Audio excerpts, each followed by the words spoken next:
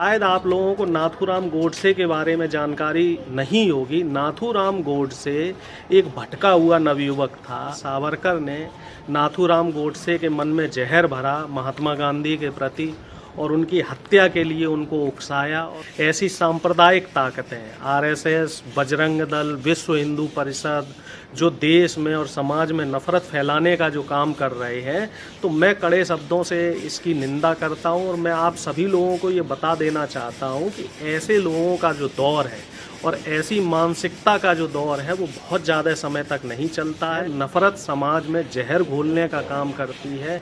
नफ़रत किसी भी समस्या का हल नहीं है। आपस में बैठ के सूझबूझ से, प्यार से हम समस्या का समाधान निकाल सकते हैं।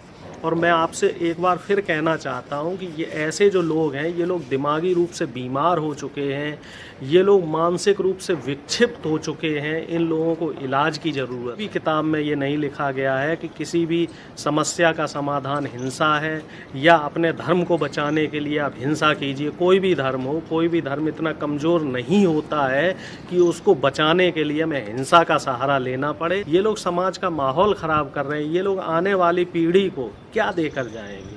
आप आने वाली पीढ़ी को क्या बताएंगे कि गोडसे आपके आदर्शवादी हैं, कि सावरकर आपके आदर्शवादी हैं?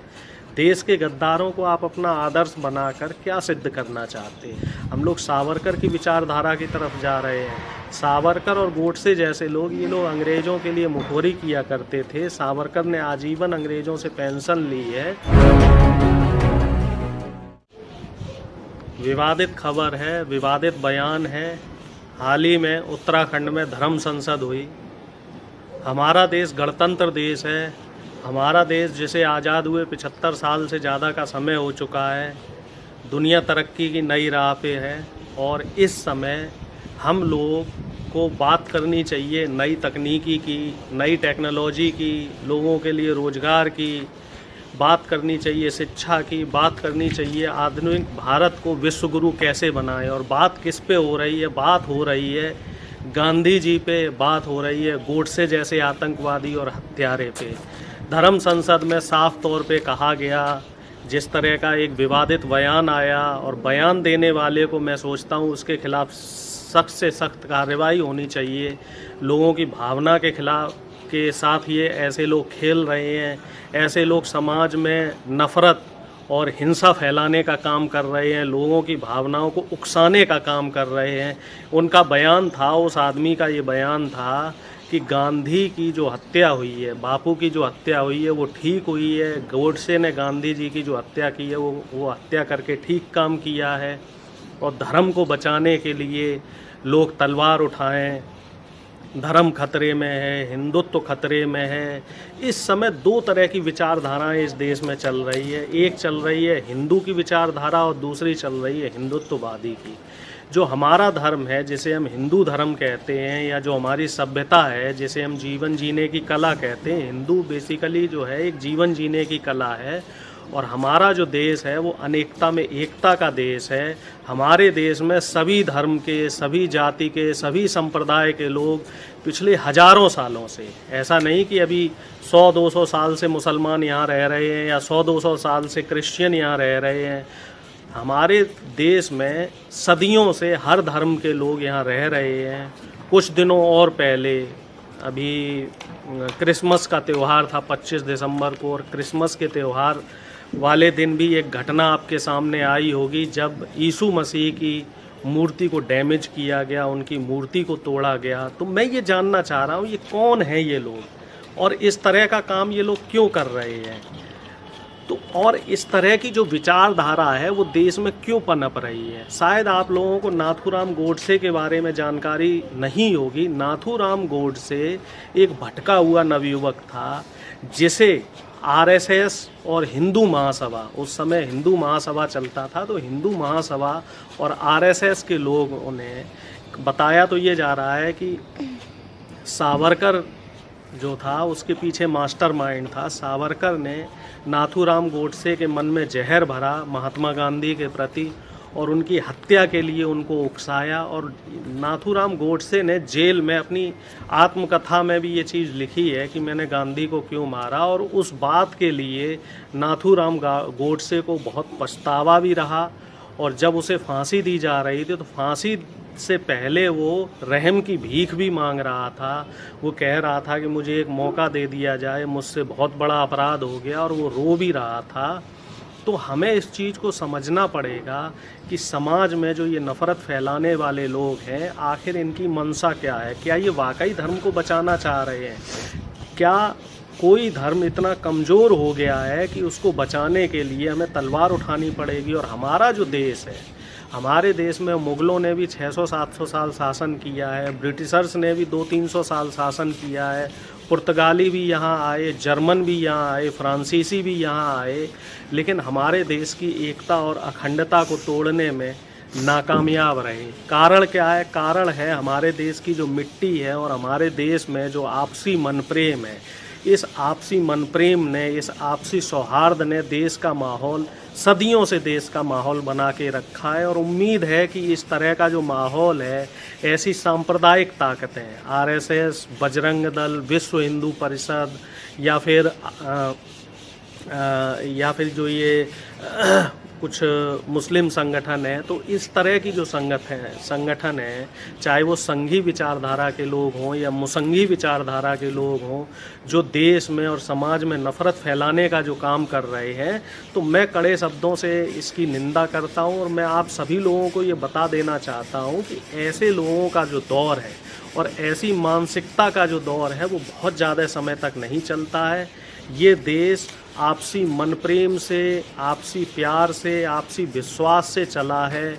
ये देश अनेकता में एकता का देश है, और ये देश आपसी प्रेम से ही चलेगा। नफ़रत कभी भी किसी समाज को आगे नहीं बढ़ा सकती है। नफ़रत समाज में जहर घोलने का काम करती है। नफ़रत किसी भी समस्या का हल नहीं है। आपस में बैठ के सूझबूझ से, प्यार से हम समस्या का समाधान निकाल सकते हैं। और मैं आपसे एक बार फिर कहना चाहता हूं कि ये ऐसे जो लोग हैं, ये लोग दिमागी रूप से बीमार हो चुके हैं, ये लोग मानसिक रूप से विक्षिप्त हो चुके हैं। इन लोगों को इलाज की ज़रूरत है।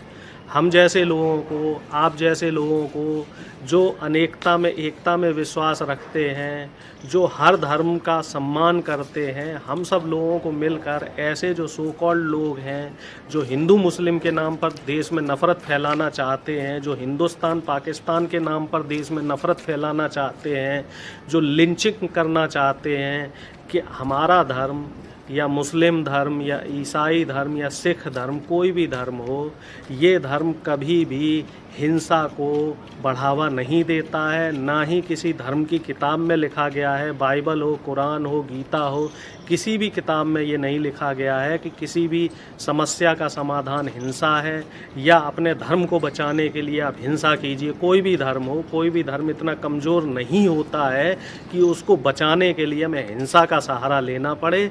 मैं आप सभी लोगों से अपील करता हूँ कि ऐसे लोगों को समझाएं। ऐसे लोग जो है, इन लोगों को कहीं ना कहीं परिवार से, मैं ये कहूँगा, इन लोगों को परिवार से कहीं ना कहीं जो एक परिवार का प्रेम होना चाहिए या जो इनकी परवरिश होनी चाहिए, उसमें कहीं ना कहीं इनके कमी रह गई है। ऐसे लोग को समझाने की ज़रूरत है, ऐसे लोगों को सही रास्ता दिखाने की ज़रूरत है। और मैं एक बार फिर ये कहना चाहता हूँ कि इस तरह की विचारधारा हमारे देश में ज़्यादा दिनों तक नहीं चलेगी। हमारा देश गांधी का देश है, हमारा देश सुभाष चंद्र बोस का देश है, हमारा देश सरदार भगत सिंह का देश है, हमारा देश भगवान बुद्ध का देश है, हमारा देश जो है वो बाबा साहब अम्बेडकर द्वारा बनाए गए संविधान से चलेगा। हमारा देश डॉक्टर राम मनोहर लोहिया ने जो समाजवाद की परिभाषा दी है, उस परिभाषा से हमारा देश चलेगा। हमारा देश ना तो किसी हिंदू संगठन द्वारा फैलाई गई सांप्रदायिकता से चलेगा, ना किसी मुस्लिम संगठन द्वारा फैलाई गई सांप्रदायिकता से चलेगा। देश उदारवादी विचारधारा से चलेगा, देश आगे बढ़ेगा, देश तरक्की करेगा। और मैं फिर ऐसे लोगों को संदेश देना चाहता हूं कि आप लोग जितना नफ़रत फैलाने का काम करेंगे, हमारा देश उतनी ही मजबूती से एकजुट होकर, हमारे देश की जनता एकजुट होकर आप लोगों का विरोध करेगी। आप लोगों को इस समाज में जो ऐसे लोग हैं, ऐसे लोग इस समाज में रहने के काबिल नहीं हैं। ऐसे लोगों का इलाज होना ज़रूरी है और ऐसे लोगों के लिए कुछ अलग व्यवस्था बनाना ज़रूरी है, क्योंकि ये लोग समाज में नफ़रत फैला रहे हैं, ये लोग समाज का माहौल ख़राब कर रहे हैं। ये लोग आने वाली पीढ़ी को क्या देकर जाएंगे? आप आने वाली पीढ़ी को क्या बताएंगे कि गोडसे आपके आदर्शवादी हैं, कि सावरकर आपके आदर्शवादी हैं? देश के गद्दारों को आप अपना आदर्श बनाकर क्या सिद्ध करना चाहते हैं? पूरी दुनिया जानती है, पूरी दुनिया महात्मा गांधी जी बापू की बनाई हुई सत्य, अहिंसा और धर्म की नीतियों पर चल रही है, उनको फॉलो कर रही है। और हम लोग किधर जा रहे हैं? हम लोग गोडसे की नफ़रत वाली राजनीति की तरफ जा रहे हैं, हम लोग सावरकर की विचारधारा की तरफ जा रहे हैं। सावरकर और गोडसे जैसे लोग, ये लोग अंग्रेज़ों के लिए मुखोरी किया करते थे। सावरकर ने आजीवन अंग्रेज़ों से पेंशन ली है। और मुझे कोई ये बता दे, जब हमारा देश आज़ाद हुआ तो उस समय जो सो कॉल्ड आरएसएस के लोग थे, जो अपने आप को सो कॉल्ड धर्म रक्षक या देशभक्त कहते हैं, तो कोई 10 आरएसएस के लोगों के मुझे नाम बता दिए जाएं जिनका आज़ादी के आंदोलन में कोई योगदान रहा हो। बल्कि इन लोगों का मुखबरी में योगदान रहा है। चाहे भगत सिंह को फांसी दिलवाने की बात हो, चाहे चंद्रशेखर आज़ाद को मरवाने की बात हो, तो इन सब जगह पर्याप्त साक्ष्य है कि आरएसएस के लोग, हिंदू महासभा के लोग, ये लोग शामिल रहे और देश को जो तोड़ने का काम किया, हिंदुस्तान पाकिस्तान को जो अलग करने का काम किया गया था, वो भी ऐसी ताकतों द्वारा किया गया था। जिन्ना और हिंदू महासभा ने मिलकर देश के 2 टुकड़े किए। ये लोग टू नेशन पॉलिसी को सपोर्ट करते थे।